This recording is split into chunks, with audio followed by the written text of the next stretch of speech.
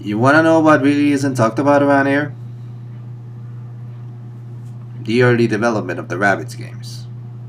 The discussion of cut content, beta builds, and early concepts is a topic that is very interesting in the World Wide Web.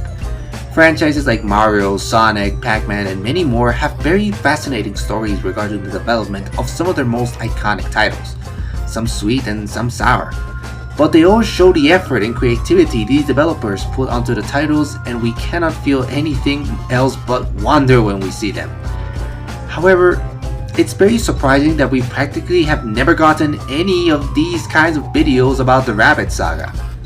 We all know by now the story of the conception of Rayman Raving Rabbids, previously known as Rayman 4, and there have been instances where folks have talked about Killer Freaks from Outer Space, the early version of ZombiU.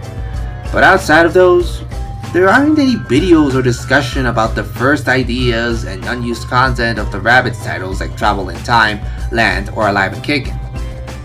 What doesn't make things easier is the fact that there barely is any footage, illustrations, or showcases about the early concepts of these titles. With the exception of the Mario Bros. Rabbids games that have a bunch of art, models, and even animations shared by the developers, you will find like one or two things regarding the other games and nothing much when looking through places like Vimeo or ArtStation. Not to mention that most of this stuff are things that are either promotional material that has been seen before or stuff already present in the titles.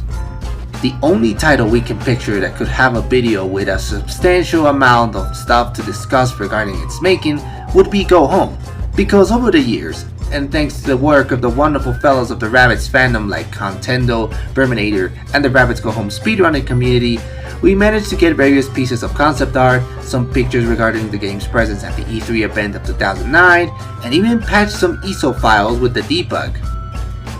We want to make a special shout out to Lou Yag, an art director from Montpellier, Herald, France, who has made and shared some concept art of the game in his personal blog that you may or may not recognize. Fun fact, shortly after his work in Go Home, he went on to create art for Tintin and Rayman Legends, which makes sense considering Montpellier made both games. We hope here this changes someday. We would love to know more about the creation of these games, especially Party of Legends and Multiverse.